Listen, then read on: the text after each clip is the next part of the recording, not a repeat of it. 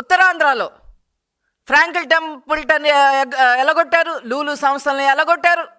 అసలు వాళ్ళని హింసించి అసలు పెట్టుబడిదారులను ఏ రకంగా హింసించారంటే వాళ్ళని కోట్ల చుట్టూ తిప్పి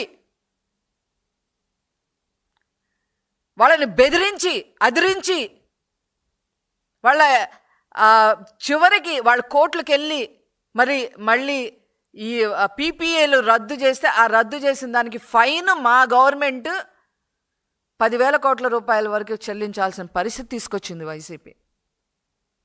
మీకు పరిశ్రమ అనే మాట అనే అర్హత కూడా లేదు.